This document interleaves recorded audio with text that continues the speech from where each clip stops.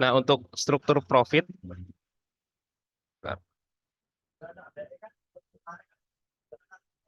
ya, profit itu biasa dinotasikan ya dalam ekonomi dalam bentuk P. Ya, dan untuk profit itu adalah bentuk dari pengurangan total revenue dikurangi dengan total cost. Ya, di mana bentuk kurva profit itu akan membentuk kurva seperti ini. Ya.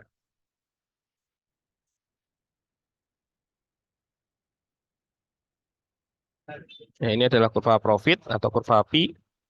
Ya, di sumbu X itu adalah quantity dan sumbu Y itu adalah besaran dari profit itu sendiri. Ya. Nah, sebenarnya ini adalah bentuk kurva ya dari kemarin kita pelajari ya terkait total revenue dan total cost, di mana TR itu adalah P dikali Q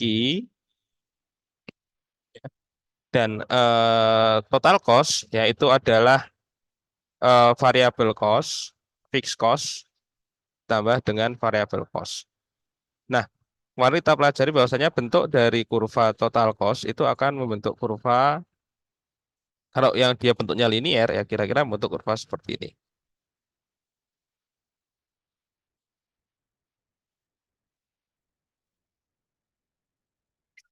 Ya, ini adalah total revenue. Saya tarik lagi. Dan untuk bentuk dari kurva cost, ya, dia membentuk kurva seperti ini kira-kira ya.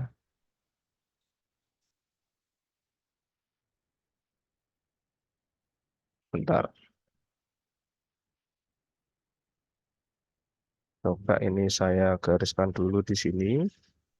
Ya, karena sebenarnya kurva profit ya itu adalah bentuk dari gabungan antara kurva total revenue dan kurva cost ya. Sehingga kalau kurva total revenue dan total cost digabungkan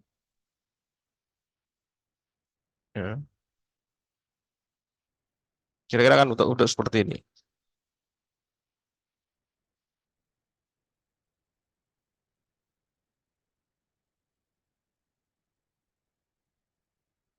Ya. Yang hijau ini adalah kurva dari total cost.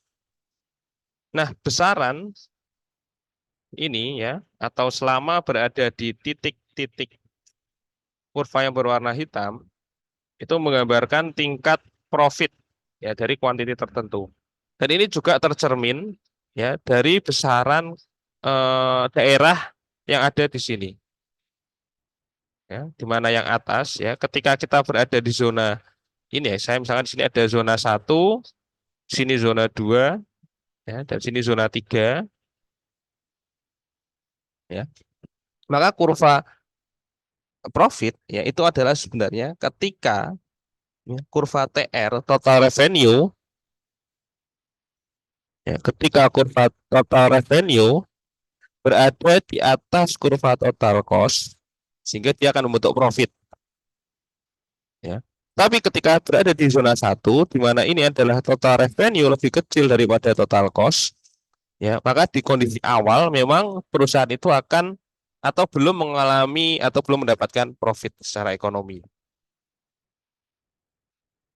Ya, ini kurva profit sebenarnya adalah gabungan dari kondisi total cost dan total revenue sehingga membentuk kurva profit.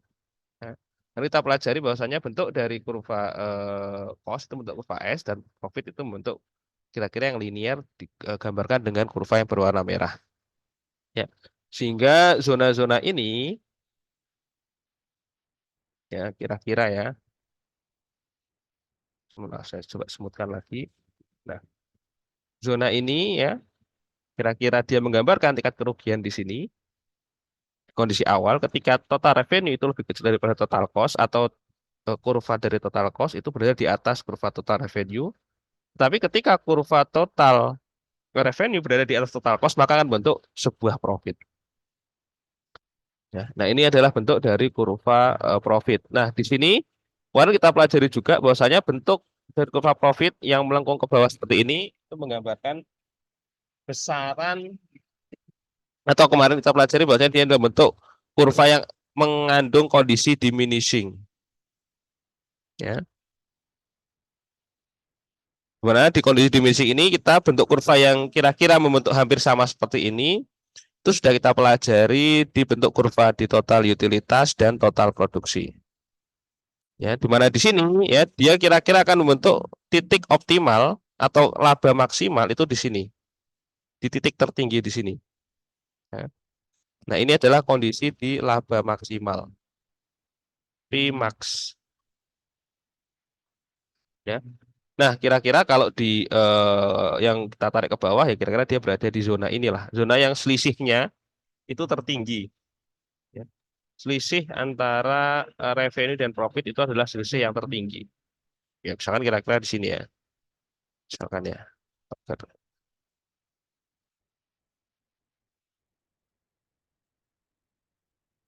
Nah, kemudian ya lagi-lagi ya di kondisi tertinggi ya dari sebuah kurva yang melengkung seperti ini yang cenderung memiliki kenaikan kemudian penurunan ya itu terjadi ketika marginal tingkat marginalnya itu sama dengan nol ya. Jadi kondisi max itu terjadi ketika titik marginalnya ya, atau marginal profit itu sama dengan nol ya, dimana kalau kita gambar ulang ya, kira-kira ketika profit membentuk kurva seperti ini ya, dan ini kondisi maksimal ya, maka titik marginal P-nya ya, kira-kira untuk titik seperti ini. Ya. Di kondisi maksimal itu terjadi ketika ini adalah marginal P atau marginal profitnya dan ini total profit. Nah, jadi profit maksimal itu terjadi ketika marginal P-nya sama dengan nol. Ya, lagi-lagi marginal itu menggambarkan perubahan respon perubahan dari unit di sumbu X terhadap unit di sumbu Y. Ya, dalam hal ini di mana sumbu X itu menggambarkan quantity dan sumbu Y menggambarkan P atau profit, ya, maka marginal profit itu adalah ya di mana sebenarnya adalah delta Y per delta X. Dalam hal ini maka marginal profit adalah delta P per delta Q. Ya. Nah, kenapa dia dikategorikan sebagai nol? Ya, kita tahu bahwasanya rumus mencari delta Y per delta X itu sama dengan kita ketika mencari tingkat slope atau tingkat kemiringan. Ya. Nah, di titik yang paling optimal, paling atas ini, ya, itu terjadi ketika dia kira-kira delta Y per delta X-nya itu sama dengan nol. Karena dia berada di sumbu paling atas. Ya. Kira-kira seperti kemiringannya itu sama dengan nol. Ya. Jika di titik ini, ya maka kemiringannya akan bentuk kurva seperti ini, kira-kira. Ya. Ketika dia berada di titik ini, kira-kira kemiringannya seperti ini. Ya. Tapi ketika dia di titik optimal, dia kemiringannya lurus. Karena kemiringannya lurus inilah, maka nilai marginalnya delta Y per delta X responnya itu akan sama dengan nol. Ya, maka titik optimal kalau kita gambarkan, ya maka memang ini secara matematis akan sesuai di mana titik P max ya, itu terjadi ketika slope-nya itu sama dengan nol. Nah, seperti itu. Nah, lagi-lagi di sini ya tingkat marginal P itu adalah delta P per delta Q. Ya, ini kalau menggambarkan respon perubahan per titik per unit. Titik ya di per unitnya. Tapi kalau kita menggambarkan secara parsial, maka kita akan tuliskan dp per dq. Ya, ini kalau secara parsial ya. Parsial itu artinya secara persamaan keseluruhan. Persamaan keseluruhan maka dia adalah dp per dq. Maka kembali lagi ya, P maksimal itu terjadi ketika marginal P-nya sama dengan 0. Ya, di mana P itu adalah TR min TC, di mana TR itu adalah PQ min TC. Ya. Maka ketika kita coba marginalkan, maka di sini ketika kita coba tambahkan ya tanda delta di sini, maka kita konsekuensinya kita juga akan merubah di sini. Karena ini adalah delta TR per delta Q min delta TC per delta Q. Ya, atau mungkin kondisi awal kita bisa menuliskan seperti ini.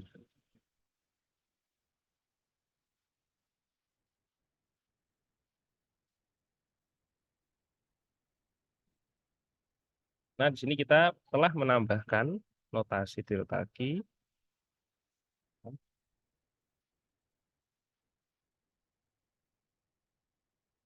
Setelah menambahkan di sini notasi delta Q,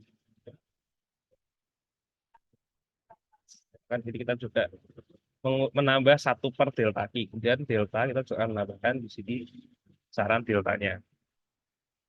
Ya, sehingga kita juga bisa menulis ulang ini menjadi delta TR per delta Q min delta TC per delta Q. Ya, di mana delta TR per Q itu adalah marginal revenue, ya, dan delta TC per delta Q itu adalah marginal cost.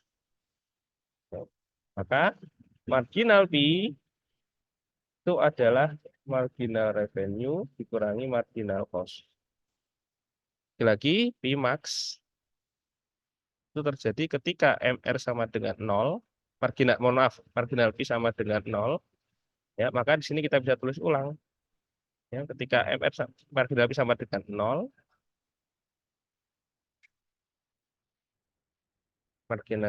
marginal cost-nya kita pindah ke sisi kiri, maka ini P maksimal itu akan terjadi ketika marginal cost sama dengan marginal revenue. Ini adalah laba maksimalnya.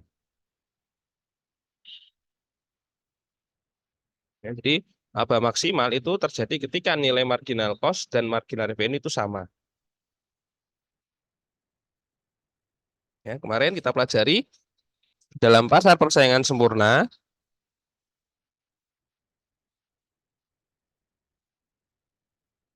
jika kita ingin merespon atau mencari titik laba maksimal, maka kita perlu menggabungkan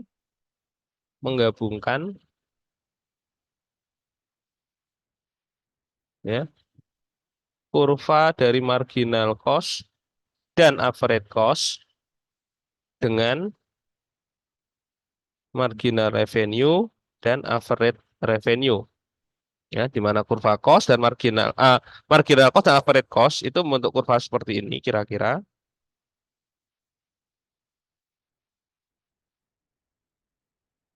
Itulah average cost. Ini adalah marginal cost. Ya. Kemudian untuk kurva revenue pada pasar persaingan sempurna itu bentuk kurva seperti ini. Ya, ini adalah nilai marginal revenue-nya akan sama dengan average revenue-nya dan dia akan sama dengan tingkat harga.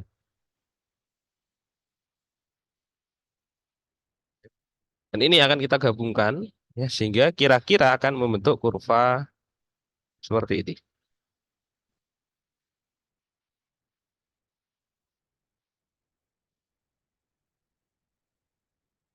Ya, di sini adalah kurva MR sama dengan AR sama dengan tingkat harganya. Ya, dan di sini kita akan menggabungkan dengan kurva average cost ya dan marginal cost.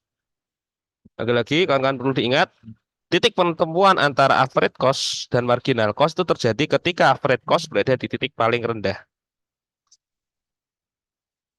Ya. Oke, kita kembali lagi. Ya. Nah, di sini lagi-lagi Pmax itu terjadi ketika marginal cost sama dengan marginal revenue, ya. Dan ini sama dengan itu artinya saat dia bertemu. Berarti di sini kita akan fokus ke nilai marginal cost atau kurva di marginal cost ya, dan MR. Ya, di sini terjadi pertemuannya itu berada di titik sini.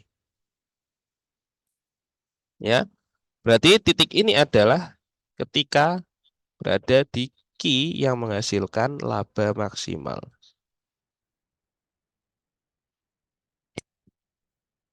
Karena ini kalau kita tarik lagi ke bawah,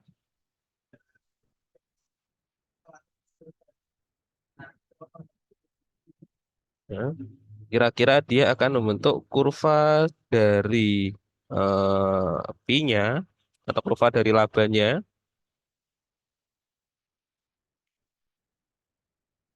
Ya, kira-kira dia untuk kurva seperti ini. Ya, mohon maaf, coba saya gambar ulang.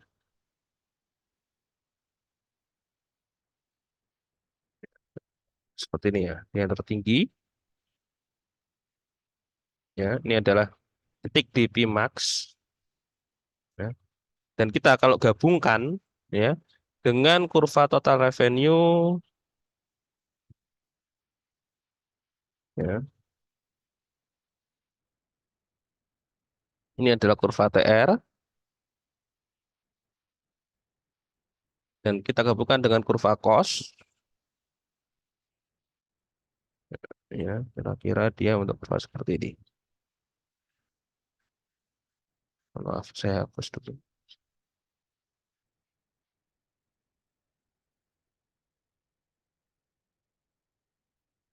Nah, ini adalah total cost. Jadi istilah laba maksimal, ya, selisih antara TR dan TC.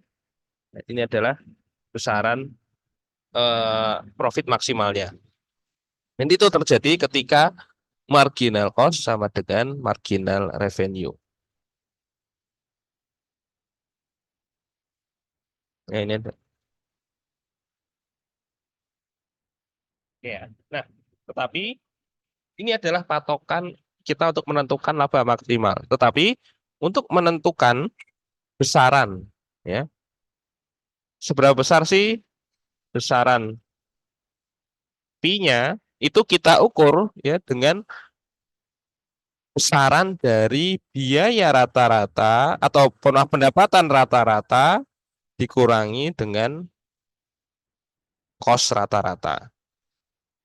Ya, di sini ya, karena dan ini membentuk tingkat P rata-rata juga, ya, atau average P di sini.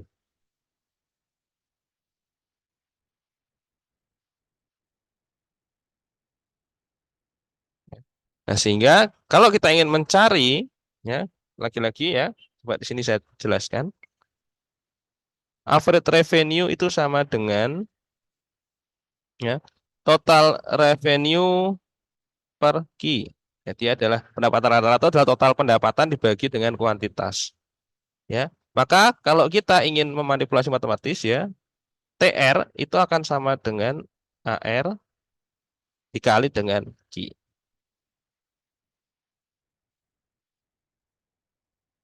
Ya, maka ketika kita ingin mencari besaran dari P-nya, ya, itu kita akan mencari AR min AC ya, dikali dengan Q. Ya, dan ini sama juga average P kita kalikan dengan Q.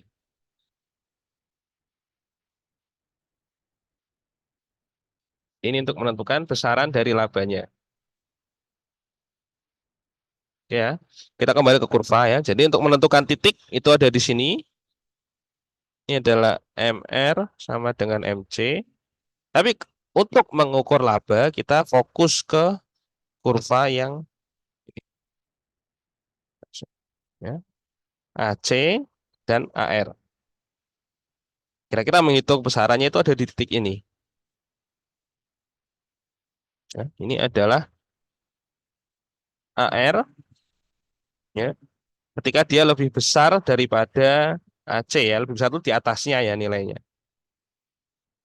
Ya, maka besaran laba itu kira-kira, ya, kalau kita garis lurus besaran ini adalah besaran dari average cost-nya, ya, sebesar ini. Ya, kemudian untuk besaran revenue-nya itu sebesar ini, ya. Ini adalah average revenue, ya, dan besaran average dari laba itu berada di sini atau ketika AR dikurangi AC. Ini adalah besaran dari average B-nya. Nah, ketika kita ingin mencari besaran dari cost atau revenue atau profit, kita tinggal dikalikan dengan besaran Q-nya. Ya, nah, ini kemarin yang menjelaskan ya terkait profit. Ya, jadi misal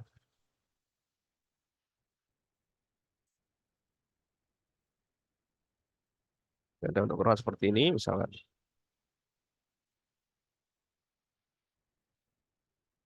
ini adalah MR sama dengan AR sama dengan tingkat harga, dan ini adalah average cost, dan ini adalah marginal cost. Ya, maka kondisi optimal berada di titik ini misalkan. Ya. Misalkan ini Q-nya adalah 10. Ya. Dan tingkat harga pasar itu terjadi dengan besaran misalkan kita tulis di sini 10 juga misalkan agar mudah. Ya, maka di sini kita bisa tahu nih, ya, total revenue, ya, atau pendapatan total itu adalah average revenue sebesar 10 ini, ya, AR dikali Q. Ya, atau di sini adalah 10 dikali 10 atau dia adalah 100. Ya, untuk menghitung laba rugi, ya, kita pakai patokan di titik sini. Ketika AC lebih rendah daripada AR, ya, maka dia akan menghasilkan laba. Ya, misalkan di sini adalah 8. Ya, berarti besaran dari cost, ya, di sini ya, ini kan cost, average cost-nya itu adalah 8. Ya, maka di sini kita bisa tulis total cost itu adalah average cost dikali Q, di mana average cost-nya adalah 8, dikali Q-nya 10, maka dia akan menghasilkan nilai 80. Jelas, ketika TRTC sudah diketahui, maka P-nya sudah kita ketahui, yaitu adalah 100 min 80 atau sebesar 20. Atau di sini kita bisa tulis, bisa cari juga, ya, average dari P-nya dikali dengan Q. Nah, di mana ini average P-nya itu adalah sini, ya, atau 10 dikurangi 8 sama dengan 2. Nah, average P-nya itu adalah 10 dikurangi 8, ya. Atau di sini saya agar lebih jelas saya tulis juga di sini. Ya, ini adalah average revenue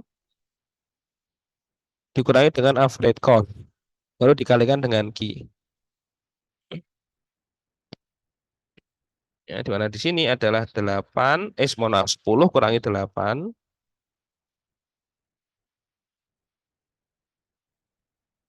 10 dikurangi 8 dikali dengan 10. Ya, maka ini akan menghasilkan besaran Pi-nya adalah 2 kali 10 atau 20. Ya, seperti itu kira-kira ya. Ini untuk mencari besaran dari laba, ya, mencari besaran laba, revenue, cost. Ya.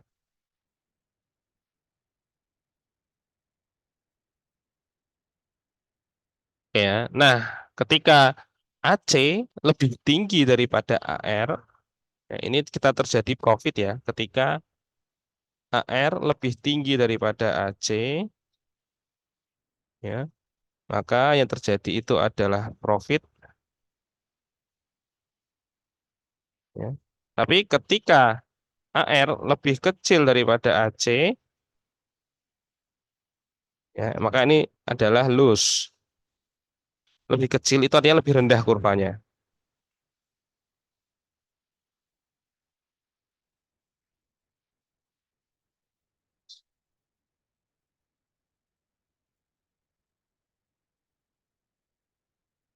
Oke. Ada ini AR sama dengan MR sama dengan P. Ya, ketika AC-nya lebih tinggi, sini misalkan, ya ini lebih tinggi ya, atau di atas AR, ada lagi marginal cost, kita gambarkan di sini misalkan. Ya. Lagi-lagi tingkat optimal itu terjadi ketika MR sama dengan MC, ya, itu terjadi di sini.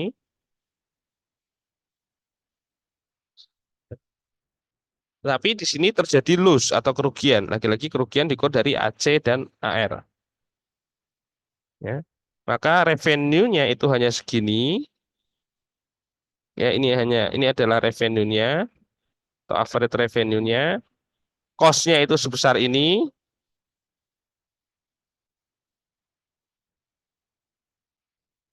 Ya, dan ini adalah profit-nya, average profit.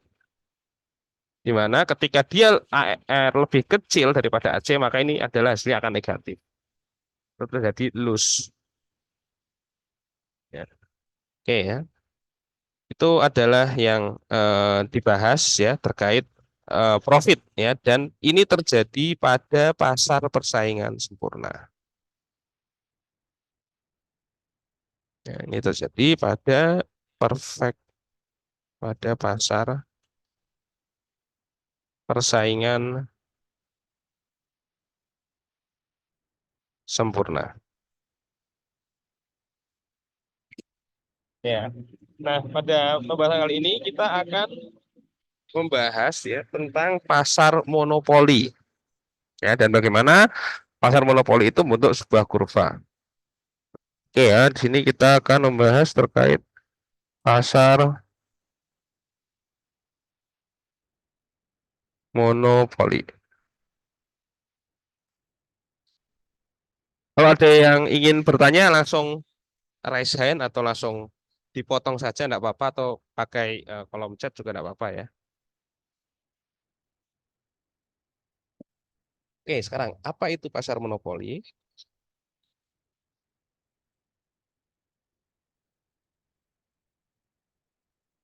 Nah, pasar monopoli itu terjadi ketika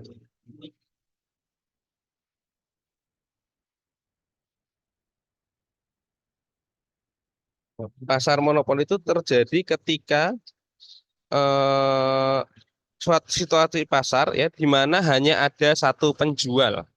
Nah, di sini ketika hanya ada satu penjual.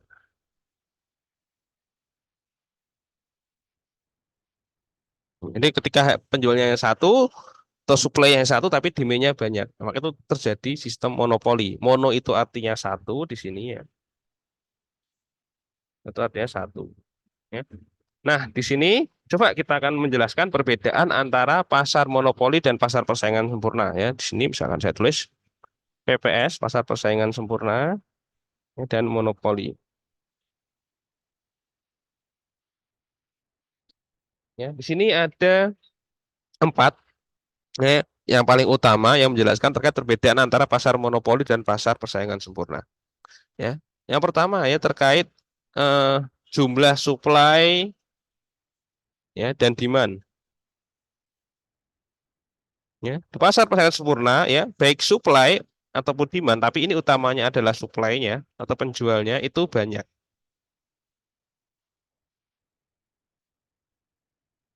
Ya, karena banyak ya, maka sistem pengendalian atau transaksi di pasar ya orang itu bisa menentukan pilihan-pilihannya di pasar. Ya. Jadi misalkan ya, ya contoh yang paling umum untuk pasar persaingan sempurna itu misalkan es teh ya, es teh kita tahu es teh cup. Nah, itu pasar persaingan sempurna contohnya ya, karena es teh cup itu penjualnya banyak. Ya, ada orang yang jualan es teh cup ya misalkan ya di Gunung Pati misalkan ya. Kemudian kita sepanjang jalan dari Patemon ke Gunung Pati aja mungkin kita cari sudah banyak. Itu karena penjualnya ada banyak. Kalau monopoli, dia penjualnya hanya satu. Ya, kenapa hanya satu? Ya, berarti eh, pembelinya banyak, tapi yang menjual itu hanya satu. Kenapa hanya satu? Karena barangnya itu adalah heterogen. Juga dia berbeda, beda ya atau unik. Ya, barangnya itu unik. Jadi dia menjual barang yang unik, yang berbeda dari yang lain. Ya, sehingga orang ketika ingin meniru atau ingin menjual barang yang sama itu kesulitan. Ya. Kalau pasar tradisional sempurna, ya lagi-lagi dia barangnya adalah homogen. Ya, homogen itu barangnya itu sejenis banyak. Saya sejenis. Ya, contoh misalkan es teh ya kita analisis es teh. Ya, maka yang jualan es teh itu banyak. Ya, kenapa banyak? Ya karena untuk membuat satu cup es teh, ya kira-kira pengetahuan orang untuk membuat cup es teh itu mudah. Ya, dia tinggal menyampurkan teh, misalkan teh bubuk, gula dan air. Kemudian ditambah dengan es kristal. Jadilah satu cup es teh. Ya, jadi gampang, mudah untuk mencari dari sisi barangnya mudah dicari, ya, cara pembuatannya juga mudah untuk dipelajari. Ya, dia produknya homogen. Ya, produknya satu jenis ya antara pasar satu penjual es teh dengan pasar es teh yang lain itu memiliki barang yang identik sama. Ya, jadi suplainya ya suplai satu, misalnya suplai dua, suplai tiga, suplai empat, ya dan seterusnya itu kira-kira dia menjual barang yang sama yaitu es teh. Kira-kira dengan spesifikasi sama ya, ada cupnya, ada es batunya. Dia adalah homogen. Jadi produknya antara suplai satu, suplai dua, tiga, empat itu sama. Beda dengan monopoli, dia produknya itu unik. Ya, karena unik, orang ingin meniru untuk produk tersebut itu juga sulit. Ya. Orang ingin meniru itu sulit, ya. Ingin berjualan itu juga sulit karena produknya unik. Contoh misalkan ya, contoh, ya. Contoh yang paling mungkin ya karena barang unik, saya contoh dari barang unik dulu ya. Contoh barang unik misalkan ya, kita contohkan misalkan ada misalkan ya kawan-kawan mau buat riset terkait produk ya dari bahan-bahan kimia yang ada sehingga bisa menghasilkan misalkan ya es teh es teh panas misalkan. Jadi ada es teh tapi kok panas. Wah, ini kan unik nih. Ya.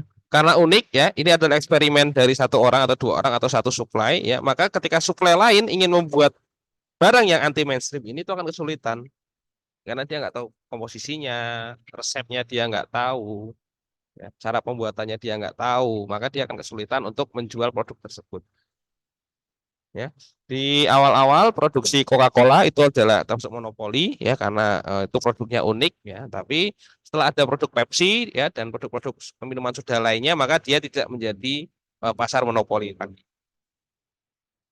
Nah, itu adalah untuk definisi barang heterogen. Sebentar.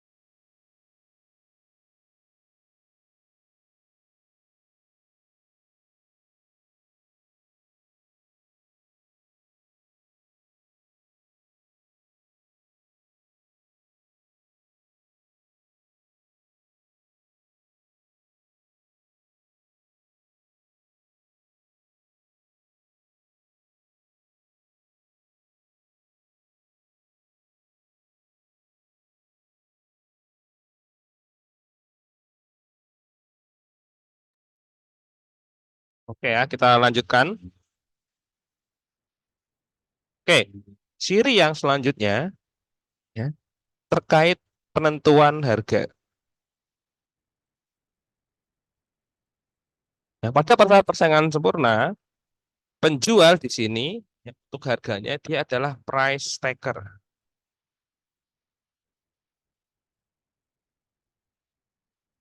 Ya, sedangkan untuk pasar monopoli dia adalah price maker. Ya, apa artinya? Saya hapus dulu.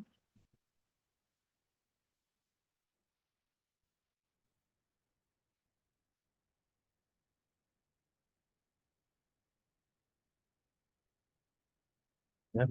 Nah, jadi untuk price taker, ya, para penjual itu ketika dia ingin berjualan, ya, dia hanya mengambil harga yang ada di pasar. Nah, jadi harganya itu adalah harga yang ada di pasar. Sebagai contoh misalkan, ya, pada jangka pendek atau kondisi awal-awal ya saat ini misalkan kita analisis ya, ini adalah supply demand ya pasar es teh.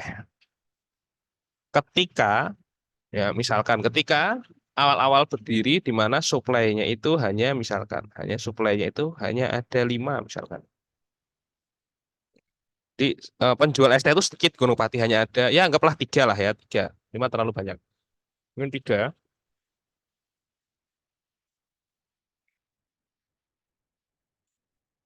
ya. Ketika yang jualan hanya 3, maka di sini ada harga pasar nih. Ya. Harga pasarnya misalkan ya di sini ada 5.000 dengan kuantiti 10 misalkan. Ya, karena es teh terus diminati, ya maka demandnya meningkat. Ya, di sini ya, di 2. Ya, maka di sini harga pasar ya, kira-kira menjadi 6.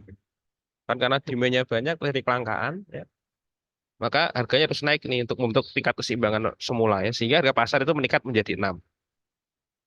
Ya, karena akibat kuantiti yang meningkat, misalkan menjadi 15.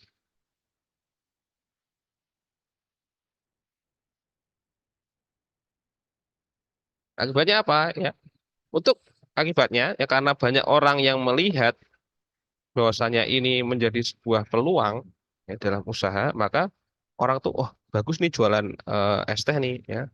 Maka semula suplainya meningkat ya menjadi misalkan 6, ya nambah 3. Ketika menjadi 6, ya maka suplainya itu bergeser. Ya, kira-kira dia berada di sini misalkan ya.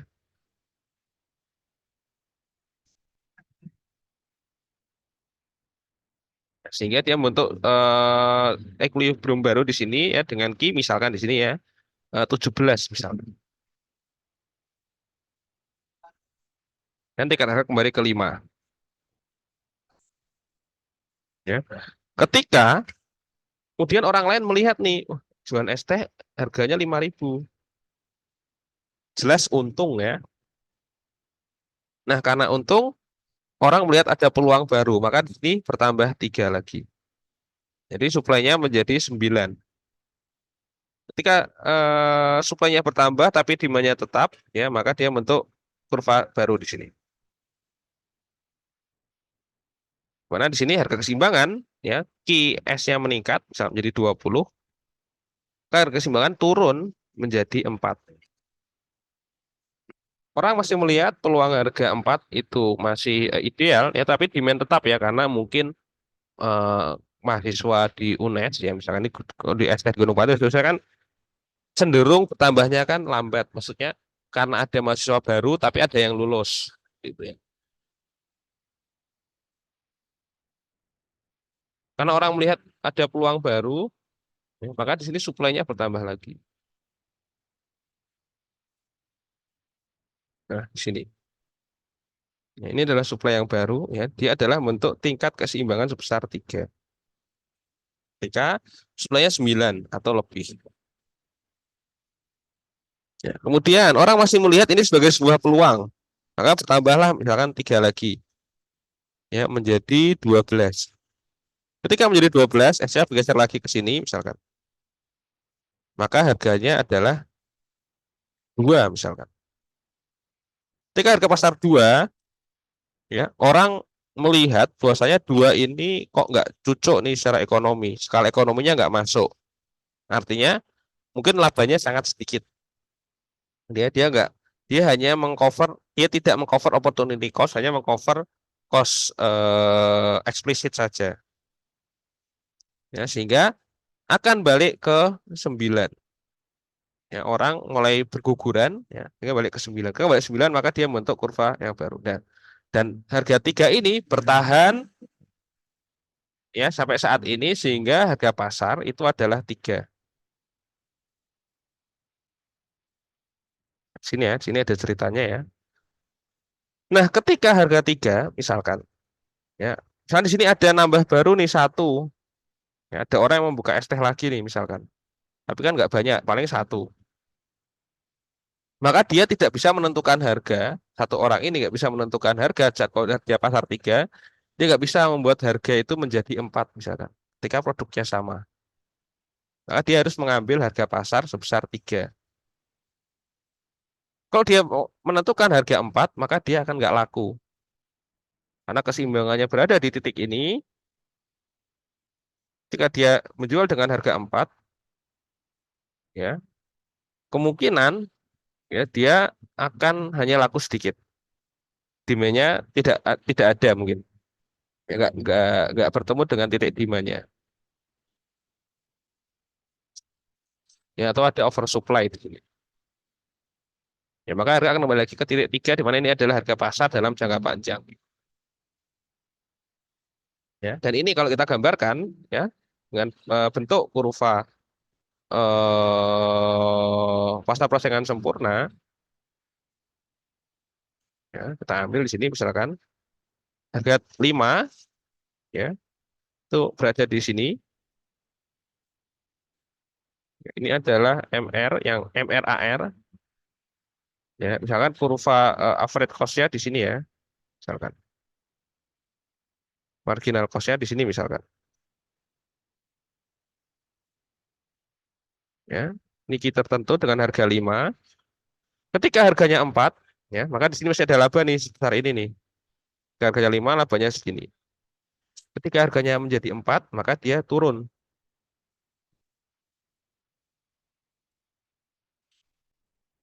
Nah, di sini harga 4, ya. Maka titiknya berubah ada di sini, key-nya seharusnya diproduksi oleh individu perusahaan. Ya, kemudian ketika harganya 3, dia berada di sini. Nah, ini bentuk-bentuk dari gabungan antara kurva supply demand dan MR ketika harganya mulai menurun, ya, dengan tingkat AC yang sama, ya. Coba saya gambar ulang di sini AC-nya misalkan biar kita tahu ketika terjadi loss, ya, atau skala ekonominya itu BEP, ya. Dan average cost di sini misalkan. Ya, ketika harga 3, ya, di sini sudah average cost sudah sama dengan marginal cost. Ya, di sini. Artinya di sini adalah kondisi BEP. Ya, artinya dia ya nggak sebenarnya secara persentase keuntungan dia hanya mengcover laba secara eksplisit. Ya, dan itu dari semula ketika 5 dia mau menjual di sini, ketika 4 dia menjual di sini, tapi ketika 3 dia hanya menjual di titik ini. Ya, nah kita balik lagi ke price taker. Ya, ini kan turun ya, harga turun, harga turun. Kemudian untuk price takernya, ya, berarti ketika ada orang baru yang ingin masuk di sini, misalkan supply-nya nambah 1, maka dia akan mengambil harga 3. Dia nggak bisa menentukan harga sendiri. Dia mau jual 4, 5, ya itu nggak bisa. Ya, karena kalau ketinggian maka dia nggak laku. Berbeda dengan monopoli, ya. Ketika monopoli, maka dia bisa menentukan harga. Lagi-lagi soal produknya unik, es teh panas misalkan. Ya, maka dia bisa menentukan harga berapa yang ingin dia jual. Ya, misalkan ya, untuk es teh biasa kosnya itu 4, ya, tapi ketika kita produk baru kosnya misalkan, maaf, kosnya 2, ketika produk baru kita kosnya 4 misalkan. Tapi dengan 2 kita ini akan menjual hanya mentok di harga 3 maksimal. Tapi ketika kita ingin menjual harga di produk yang unik, ya di sini kita bisa menjual di harga 5 ya atau 6 atau 7 ya atau 8 bahkan 100. Ya, ini adalah nama price maker. Dia bisa menentukan harga. Nah, tapi perlu diingat ya, kawan-kawan, bahwasanya analisis kita di sini terkait price maker itu kita coba ya banyak analogi, tapi kita analogi dasar itu adalah normal good ya, barang-barang normal. Ya. Berbeda misalkan kalau kawan-kawan lihat produk yang monopoli itu misalkan ya, kalau di Indonesia ya ini monopoli yang tidak terjadi secara alamiah ya, atau monopoli karena ada regulasi pemerintah itu seperti penyedia listrik yaitu adalah PLN ya, misalkan dalam hal ini perusahaannya adalah PLN. Sebenarnya PLN itu monopoli ya dalam penyedia jasa listrik ya, penyediaan listrik ya. Tetapi berbeda, listrik itu adalah kebutuhan pokok ya. Maka kebutuhan pokok ya, walaupun dia nanti price maker ya, harganya tinggi dan rendah, orang akan tetap membeli karena dia bahan pokok, elastisnya sangat rendah ya. Sedangkan lagi-lagi ya, kalau kita analisis di normal goods ya, maka ketika harga tinggi, demand-nya akan turun. Ya. Jadi di sini perlu dicatat ya, walaupun dia sebagai penentu pembuat harga, ya, tapi di sini tetap berlaku hukum demand. Ya, tetap berlaku hukum demand. Contoh misalkan ya, saya jualan es teh panas ya, sini adalah normal good.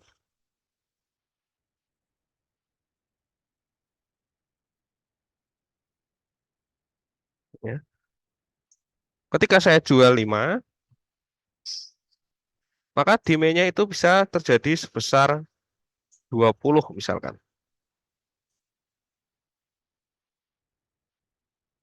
Tapi kalau ketika saya jual 6, demand-nya bisa jadi berkurang menjadi misalkan 18. Ketika saya naikkan menjadi 8 misalkan ya, maka demand-nya bisa jadi hanya 14. Ketika saya 10 misalkan. Nah, mungkin di sini demand-nya hanya 10 misalkan. Tapi ketika saya jual 100, maka bisa jadi demand-nya itu 0 atau nggak ada yang beli. Ya. Jadi walaupun dia adalah price maker di pasar monopoli, ya, tapi bukan berarti dia bisa menerima keuntungan yang besar untuk penjualan setiap unitnya. Ya, misal, ya, saya jual 5, untungnya 1, jual 6, 2, ini 3, untungnya ini 4 misalnya. Ya. Tapi keuntungan ini akan berbanding terbalik dengan tingkat Q-nya. Ketika 5 mungkin Q-nya 20, ya, maka TR-nya di sini adalah 100 misalkan. Tapi ketika 6, ya, Q-nya 18, maka di sini TR-nya ya berapa, 18 kali 6, 60. Ya, di sini misalkan 108 ya misalkan. Ya. Di sini labanya 1 dikali 20 itu 20, ini 2 kali 18 36. Oke, masih ada peningkatan lah ya. Tapi ketika dia jualan 8, Q-nya 14, maka TR-nya berapa? 8 kali 14, 80. Ya, 100 misalkan. 112. Nah, ini kan harganya tinggi tapi kuantinya turun, maka peningkatan TR-nya juga semakin mengecil. Ya, lama-lama TR-nya akan menuju ke titik paling rendah. Ya, jadi walaupun saya bisa menurunkan harga bukan berarti saya bisa menikmati laba yang optimal. Tapi lagi-lagi ya, ketika harganya mulai naik, maka Q-nya juga akan turun. Ketika Q turun, maka revenue juga akan semakin berkurang. Oke, ya. Itu ciri dari pasar, perbedaan antara pasar persaingan sempurna dan pasar monopoli dari sisi supply, quantity, dan price ya. Dan ada satu lagi di sini ya, yaitu barrier to entry ya. Barrier to entry ya pada pasar persaingan sempurna ya itu mudah, pada pasar monopoli itu sulit ya. Lagi-lagi ya seperti tadi misalkan es teh, karena es teh produknya itu homogen, artinya semua orang mungkin ya hampir semuanya itu tahu ya untuk cara membuat es teh. Sebagian besar orang bisa buat es teh. Ketika dia ingin membuka usaha es teh ya dia tinggal membuat menu tersebut, meramu penjual es teh tersebut ya, karena barangnya sangat mudah dipelajari. Ya, jadi orang mau jualan ke situ, mau masuk ke pasar itu mudah untuk masuk, untuk berjualan. Ya, di situ tidak dihalang-halangi oleh regulasi ya yang membatasi untuk penjualan di situ. Ya, kemudian barangnya mudah untuk ditiru atau mudah untuk dijual, atau mudah untuk didapatkan. Ya, kemudian selain itu ya, untuk kalau ingin keluar itu juga mudah ya, karena dia nggak ada regulasi yang mengekang agar terus berjualan di situ. Tapi kalau monopoli karena produknya unik, ya, maka orang untuk meniru produk tersebut itu sangat sulit. Ya, dia ingin menjual dengan produk yang sama itu sulit. Ya, kemudian mungkin ada kemungkinan yang lain ya. Jadi dia sulit ya untuk jualan es teh panas misalnya tadi kita contohkan ya. Itu sulit ya karena dia barangnya sangat unik ya. Selain itu ya mungkin dia bisa juga dilindungi dengan undang-undang ya, dengan regulasi. Contohnya ya misalkan seperti PLN. Ya, jadi PLN itu adalah monopoli ya dalam hal ini dalam produknya atau barang dan jasanya itu adalah listrik. Nah, dalam hal ini lagi-lagi PLN itu dilindungi oleh undang-undang atau peraturan, dilindungi oleh regulasi. Ya, jadi PLN itu adalah monopoli karena adanya regulasi, karena adanya regulasi. Ya, jadi produk lain, orang lain, perusahaan lain yang ingin menyediakan jasa listrik untuk rumah tangga, kalau dia ingin masuk ke pasar, itu akan kesulitan karena dia dilindungi oleh undang-undang. Dia membuat izin untuk terjun di usaha ini tuh nanti akan sulit. Kenapa diundangin secara regulasi? Ya, karena listrik itu mengandung hajat orang banyak ya. Listrik itu adalah produk strategis, produk strategis. Nah, produk strategis itu akan baik dikelola oleh negara atau dikelola oleh ya salah satunya adalah perusahaan negara karena pada perusahaan negara ya. Jadi kan eh, sangat efektif kalau dikelola oleh negara karena dia adalah produk yang strategis, menyangkut hajat orang banyak ya. Jadi produk-produk yang menyangkut hajat orang banyak itu biasanya dikelola secara monopoli oleh perusahaan pemerintah. Contoh listrik misalkan. Ya, kemudian misalkan BBM, contoh misalkan air minum ya, air minum dikelola oleh PDAM. Ya, air rumah tangga ya, air BBM listrik misalkan contohnya. Ya. Atau KAI misalkan kereta ya. Nah, ini adalah menyangkut hajat orang banyak atau transportasi, misalkan kereta itu adalah transportasi yang strategis. Ya, kenapa harus dikelola pemerintah? Ya, karena kalau ini diserahkan ke pasar, ya, itu sangat rawan terjadi manipulasi produk. Contoh misalkan listrik. Ketika perusahaan pemerintah hanya membackup 50% listrik dan ada perusahaan yang lain membackup 50 listrik misalkan. Ini firmnya government, ini firmnya swasta atau private firm, ya, maka ketika misalkan terjadi huru hara misalkan, ya, atau misalkan terjadi kerugian lah misalkan ya, misalkan perusahaan pemerintah ya, walaupun dia terjadi kerugian kan dia akan tetap disupport oleh anggaran ya, oleh budgetnya tetap bisa disupport. Ya, walaupun dia terjadi kerugian, ya, dia tetap disupport melalui budgeting. Ya, tapi ketika privat ini misalkan ya, dia bangkrut ya, bangkrut, maka supply 50% listrik itu akan hilang. Ya, dan ini akan mengakibatkan ketidakseimbangan supply listrik atau equilibrium supply listrik ini akan terganggu di sini. Ya, itu salah contoh kenapa memang perlu dikelola hanya oleh perusahaan-perusahaan negara. Yang pertama ya, selain supply terganggu, atau misalnya kondisi kedua, ya ini seperti terjadi di beberapa negara ya, ketika ya misalkan eh,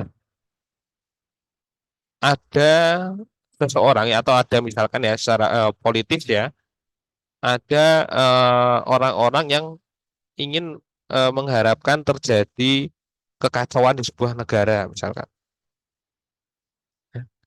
Ketika listrik dikuasai oleh swasta ya, ketika ini ya, ada beberapa orang yang mengacaukan kondisi perekonomian sebuah negara, ya, maka orang tersebut tinggal mematikan perusahaan ini. Perusahaan swasta ini tinggal dimatikan, ya, atau dibuat rugi, atau dibuat chaos, atau dibuat ada kerusakan manajerial atau apapun itu. Ya, lagi-lagi ketika ini chaos, nah, maka supply dalam negeri itu akan menjadi langka, dan ini bisa menyebabkan huru hara. Ya, maka lagi-lagi produk-produk strategis itu akan baik dikelola oleh pemerintah. Ya, karena dia menyangkut hajat hidup orang banyak. Oke, ya. Itu untuk monopoli.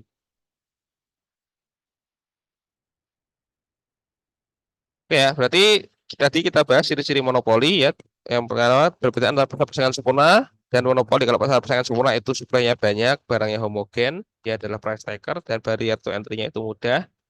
Kalau monopoli, dia supply-nya itu hanya satu, penjualnya hanya satu, barangnya heterogen, dan supplier itu mekanisme harganya adalah price maker dan barrier to entry-nya itu sulit ya. Sulit itu baik itu secara natural ya dengan produk-produk yang unik ataupun memang dilindungi oleh regulasi pemerintah.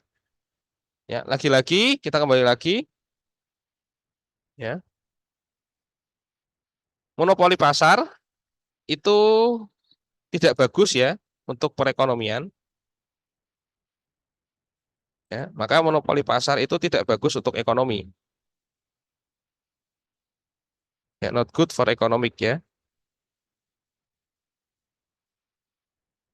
Dia nggak bagus untuk ekonomi ya, karena nanti kita lihat ya, karena sebenarnya dia nggak bisa mengoptimalisasi laba ya. Dan kalau terjadi monopoli, kemungkinan dia bisa mematikan usaha-usaha lain ya, atau mematikan barang-barang substitusi lain. Tapi ini monopoli secara ini ya, secara aplikasi ya. Maka sebenarnya praktek-praktek monopoli itu dilarang. Ya, apalagi monopoli yang dilakukan dengan sengaja. Dalam perekonomian itu dilarang. Ya, ada undang-undangnya. Contoh misalkan ya, beberapa waktu lalu ada berita ya, bahwa saya nggak tahu perkembangannya, bahwasanya satu perusahaan swasta, perusahaan e-commerce, ya sebut saja perusahaan A, ini perusahaan e-commerce ya. Nah, perusahaan e-commerce dia butuh ya mensuplai atau butuh rekanan ya sebagai ini rekanan ya sebagai delivery atau pengantar paket ya delivery paket. Ya, misalnya di sini ada 1, 2, 3, 4 ya ada 4 perusahaan ya yang menjadi rekanan e-commerce A. Ya. Tetapi e-commerce A ini ya dia misalkan ada perusahaannya atau anak perusahaannya itu yang bekerja di bidang delivery yaitu adalah perusahaan dua. Ini delivery paket. Kemudian saat transaksi jual beli maka A itu akan mengarahkan orang-orang untuk melakukan eh, pengirimannya itu melalui perusahaan dua. Nah, maka ini terjadi monopoli sih. Ya, si A ingin monopoli ya yang terjadi di pasarnya karena ini adalah e-commerce adalah pasar ya. Dia ingin memonopoli transaksi di sini untuk dapat dijalankan hanya oleh perusahaan dua ini. Akibatnya apa? Akibatnya ini terjadi ada indikasi terjadinya monopoli. Monopoli dalam produknya itu adalah delivery paket.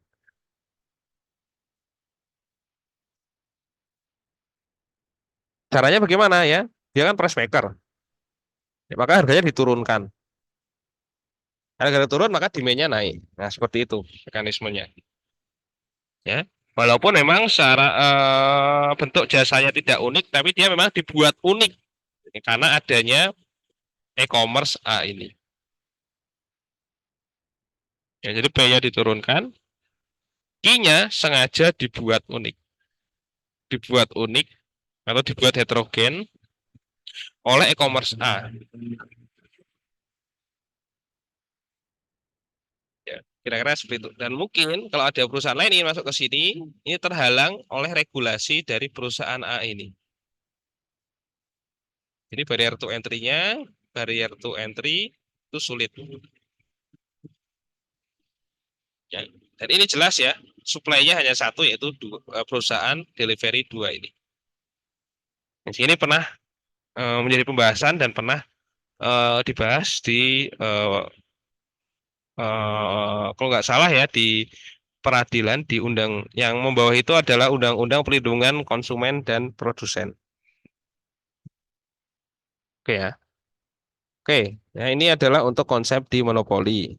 Nah, kemudian selanjutnya monopoli juga pasar monopoli itu juga memiliki kurva lagi-lagi. Monopoli itu memiliki kurva.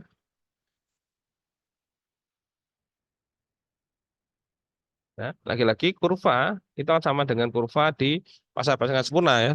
Maksudnya bentuk-bentuk kurvanya di mana di sini ya kita akan ada kurva marginal cost dan average cost dan ada kurva marginal revenue dan average revenue. Ini ya sudah kita bahas bagaimana bentuk kurva dari pasar monopoli. Nah, tapi di sini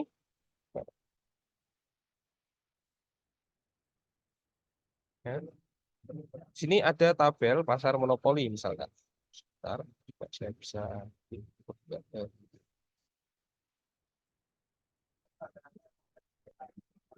oke ya, coba saya siapkan dulu tabelnya itu ada di sini.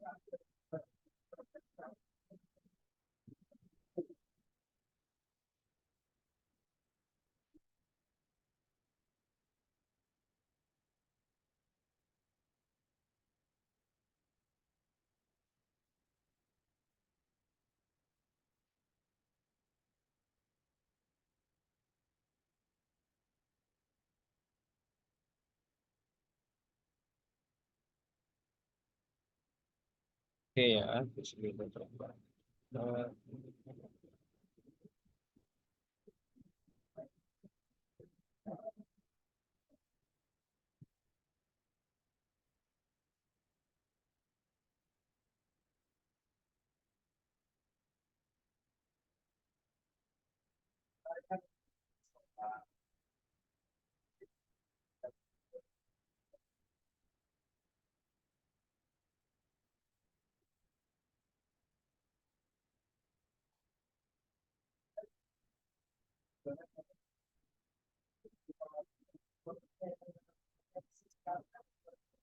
Ya, perhatikan gambar ini. Sebentar, saya coba add dulu.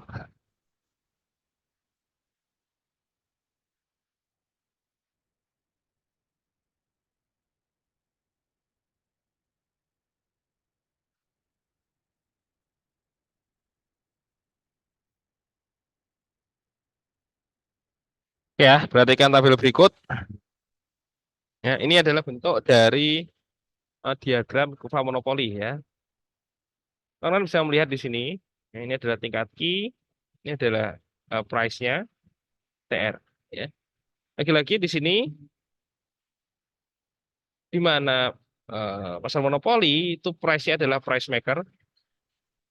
Ya, maka di sini dia menentukan harga nih. Ya, berapa besaran harga dan berapa besaran kuantiti yang dia inginkan. Ya, jadi dia price maker, tapi kuantitinya juga dipengaruhi oleh harga itu sendiri.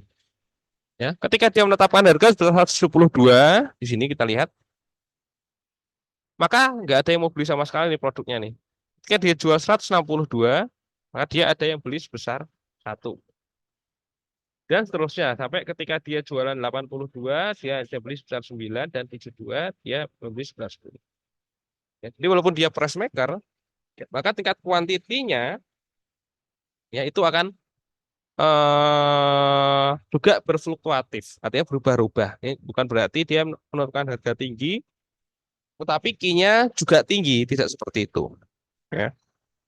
Tetapi ketika P-nya tinggi, ya tapi Q-nya juga akan mengikuti dari frekuensi besaran perubahan dari harga tersebut.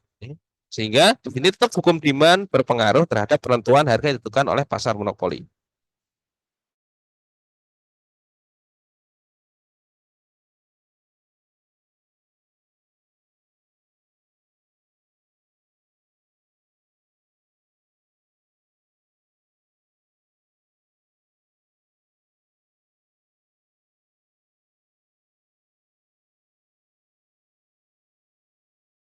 Ya, kemudian lagi-lagi di sini ada total revenue. Total revenue itu adalah P kali Q.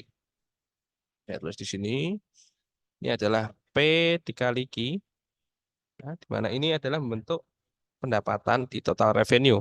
Ketika Q-nya 0, maka TR-nya 0. Ya, ketika Q-nya 1 dengan hari 162, maka dia adalah 162 dan seterusnya. 2 dikali ini menjadi ini.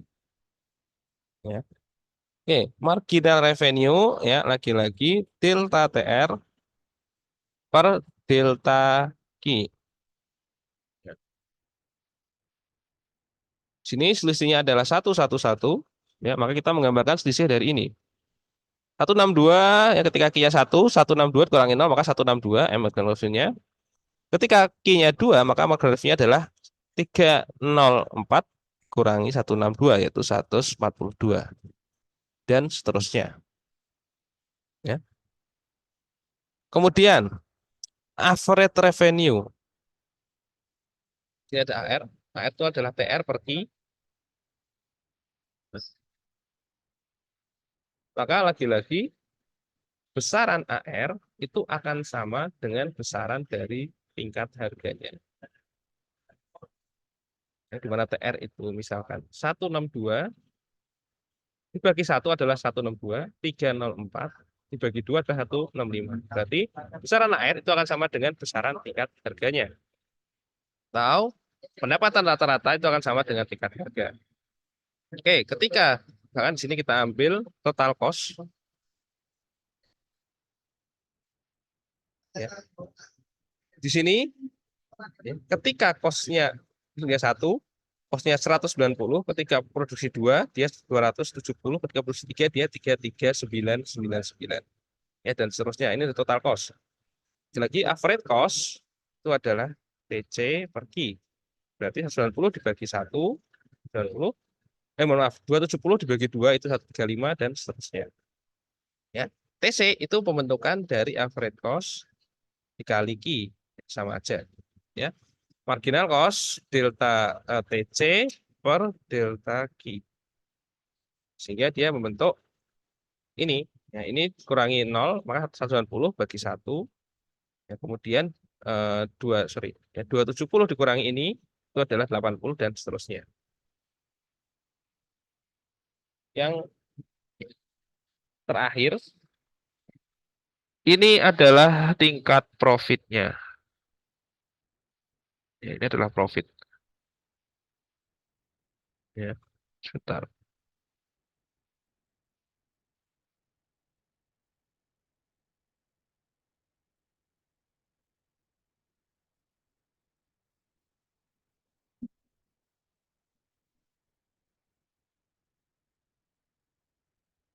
Ya, ini adalah profit. Ya. Kemudian kita mungkin tambah di sini ya average profit. Ya, average profit itu adalah ini profit ya. Sorry, P dibagi Q. Ketiknya punya 100, sorry, 28 dibagi 1, maka ini min 28. Ini 4 dibagi 2 itu adalah 17. 36 dibagi 3 itu berapa ya, dan seterusnya ya. Ini adalah average profitnya. Ya. Jadi besaran profit ya, itu adalah average revenue dikurangi average cost dikali dengan Q. Dalam hal ini, average revenue kurangi average cost itu adalah 28 dikali Q-nya 1, maka min 28. Ya, begitu juga yang quantity 2. Ya. Di sini adalah average revenue-nya 152 dikurangi average cost-nya 132, maka di sini menjadi 17. 17 dikali 2, 34. Ya. Ini juga 142 dikurangi 113, misalkan ya. Itu kira-kira adalah 28 ya. 28 sekian. Ya, maka average ini adalah 28 sekian. Kalau dikali 3 maka menjadi 86. Ya, dan seterusnya. Nah, ini kita akan membahas ya terkait bentuk kurvanya. Lagi-lagi kita akan menggambarkan dulu kurva yang vertikal, kemudian yang horizontal. Ya, di sini adalah Q. Kita akan coba gambar di sini Q-nya ada 10 ya. 1, 2, 3, 4, 5, 6, 7, 8, 9, 10. 10, 9, 8, 7, 6, 5, 4, 3, 2, 1. Oke, misalkan ya di sini kita lihat kita akan fokus ke MR dulu. Ini bisa di. Oke, kita akan fokus ke MR dan ke AR. Ya. Ketika Q-nya itu 0, sorry, misalnya ketika 0, AR-nya itu 172, misalnya di sini ya, misalkan ya. Ketika dia 1, dia 162, misalkan di sini 16 ya, 16, 15, 14. Oh, nggak muat ini. Saya hapus dulu di sini ya, biar ideal. Saya tulis di sini 10, 20 misalkan ya, 30, 40, 50, 60, 70, 80, 90, 100, 11, 12, 13, 14, 15, 16, 17 ya, tertinggi 17. Ya, maka ketika dia Q-nya 1, maka dia 162 ya kira-kira di sini. Ya, 1, 2, dia 15 di sini misalkan. Ya, sampai ke 10 misalkan ya. Saya tulis di sini 72 ya di sini kira-kira. Maka ini kalau kita tarik ya, kurva AR kita kira membentuk kurva seperti ini.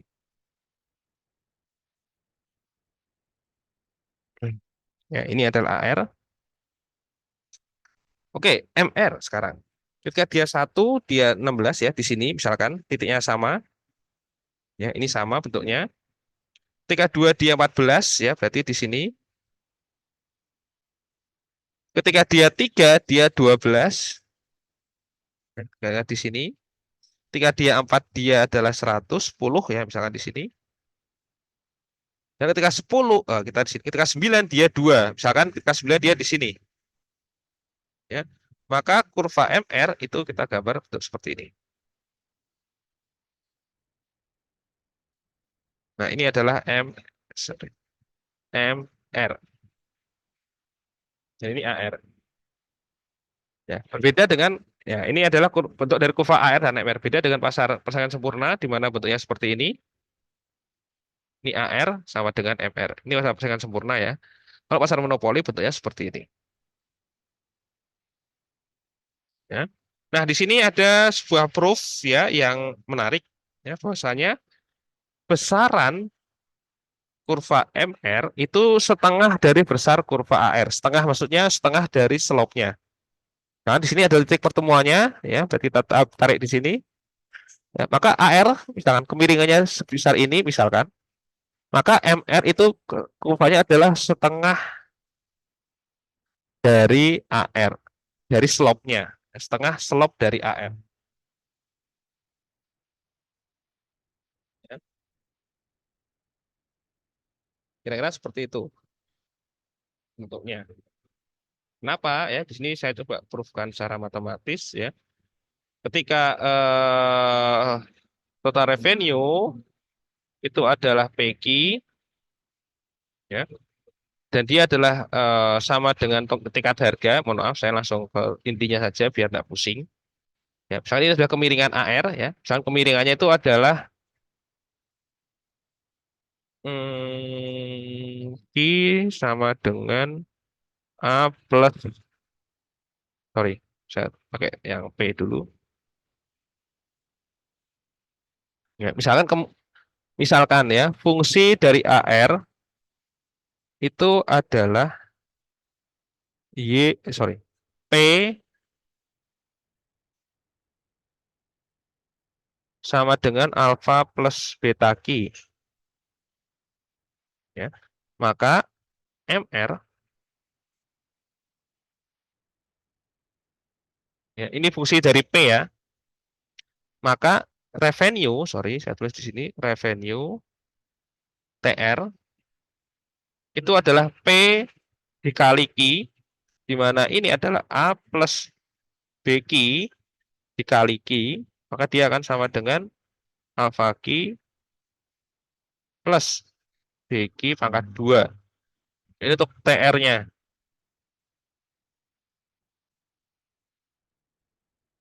Ya, dan ini untuk AR sama dengan P besarannya ya. Maka ini fungsinya ini. Ya. Nah, di sini bentar. Di mana MR itu adalah delta TR per delta Q, atau kalau kita eh, selesaikan secara matematis ini akan sama dengan marginal rate atau turunan pertama dari marginal rate. Ya, mohon maaf, ini turunan pertama dari total revenue. Ya, maka di sini kita akan menurunkan ya TR menjadi turunan pertama.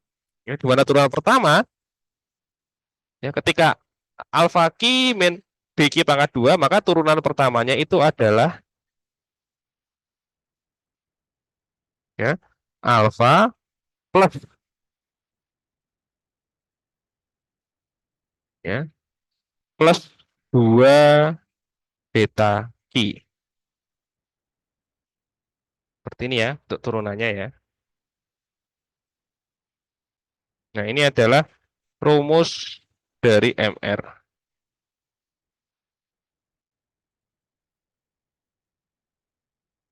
Ya. Ini ya kalau kita turunkan maka key-nya kita coret,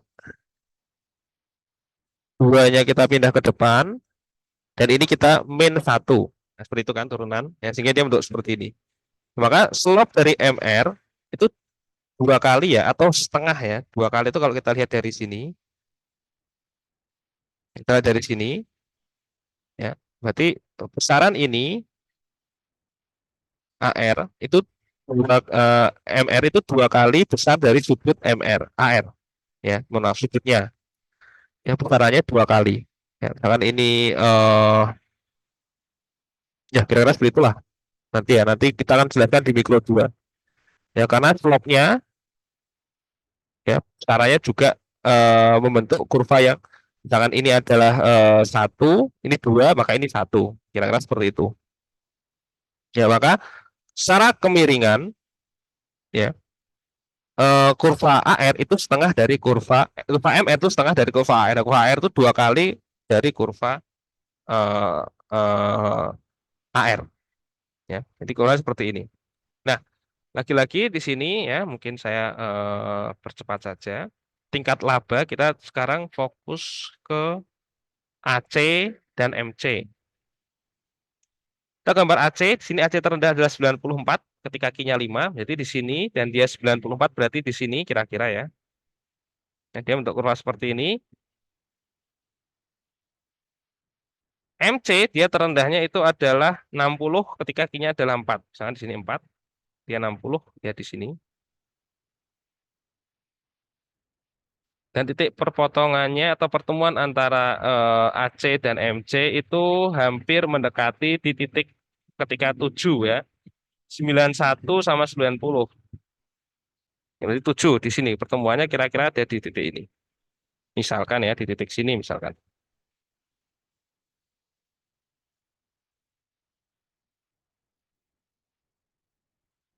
Ya. Maka lagi-lagi Pi maksimal yaitu terjadi ketika MR sama dengan MC, ya, maka kita akan menemukan di titik ini misalkan. Sini ya, misalkan ya. Ya, ini adalah MR sama dengan MC, coba saya pakai warna biru. Ya, ini adalah MR sama dengan MC, tapi besarannya itu diukur dari selisih antara AR dan AC. Ya, jadi kira-kira, nah seperti ini ya, kira-kira ya. Nah, kira-kira laba maksimal di sini terjadi ketika 5 ya, berarti di sinilah ya kira-kira kita anggap 5 di sini ya, atau 5,5 lah ya. Dia nggak 5,5 banget tapi 5,5 kalau nggak salah di sini ya. Nah, berarti di sini ini adalah besaran dari cost-nya. Coba yang sini ya, dia adalah average cost. Ini profitnya atau daerah sini. Ya, ini adalah besaran profitnya. Ini besaran cost-nya. Dan ini adalah besaran total revenue-nya. Nah, seperti itu. Ini adalah bentuk dari gambaran kurva monopoli. Lagi-lagi ketika AR lebih besar daripada AC atau di atasnya, maka ini terjadi laba. Tapi ketika AC lebih besar daripada AR, maka ini terjadi loss. Nah, ini adalah bentuk dari kurva monopoli. Ya, jadi besar walaupun dia menentukan harga intinya ya, tapi dia tetap berlaku hukum permintaan ya, dan besaran dari kurvanya AR MR itu bentuk kurva seperti ini ya, di mana kurva AR ya, coba ya saya tandai dengan warna hijau ini ya, kurva AR ini itu adalah besaran tingkat kurva demand, atau dia persamaannya itu akan sama dengan persamaan demand ya. Ini adalah kurva demand atau secara fungsi itu sama ya, fungsi sama, demand sama dengan AR atau fungsinya itu adalah sama.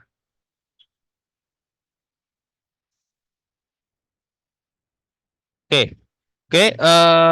Itu untuk pembahasan kita pada siang hari ini ya. Jadi kita tadi sudah membahas, mereview terkait eh, profit ya, kemudian bentuk kurvanya, profit maksimal pada pasar persaingan sempurna ya.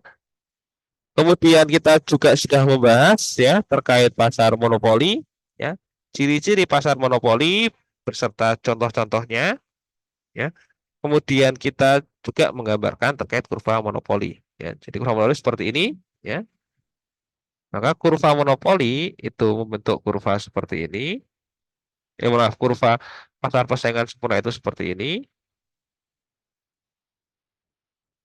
Kurva monopoli itu seperti ini.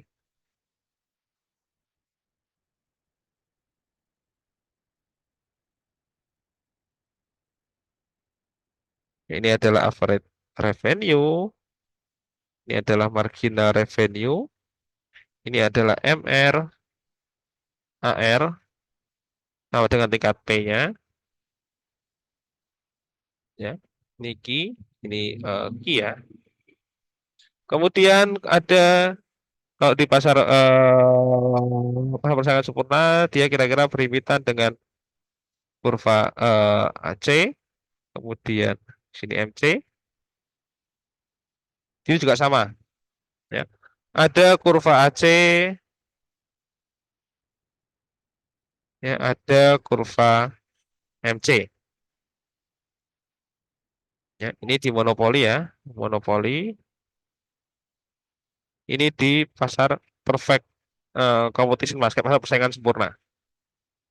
Laba optimal lagi-lagi laba max itu terjadi ketika MC sama dengan MR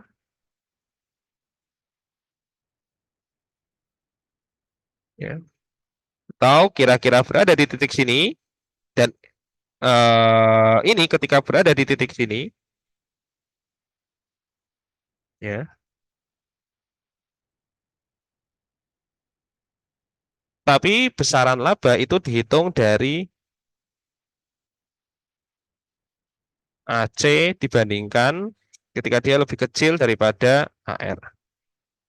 Ya, kira-kira dia berada di titik ini untuk menentukan ini adalah besaran dari cost-nya, ini besaran dari P-nya atau average P, ini average cost. Dan ini adalah average revenue. Ya. Di sini juga sama, ya. Maka besaran keuntungan itu kita ukur di titik ini. Ya, atau Q-nya di sini, ini Q-nya di sini. Besaran keuntungan ya atau cost ya, kita cari dulu cost-nya itu ada di titik ini.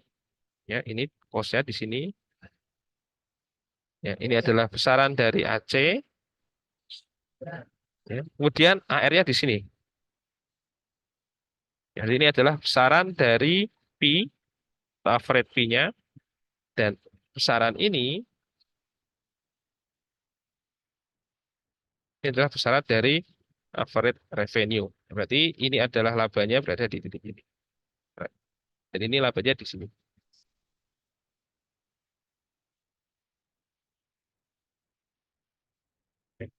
Ini yang membedakan antara kurva pasar persaingan sempurna dan kurva di pasar monopoli. Ya, oke. Kira-kira itu saja untuk pembahasan kita. Ada yang ditanyakan dari kawan-kawan mungkin sebelum kita akhiri? Permisi Pak, izin Ya, bertanya untuk teknik UAS itu materinya sampai mana dan ketentuannya bagaimana ya Pak? oke. Sebentar, saya stop record dulu.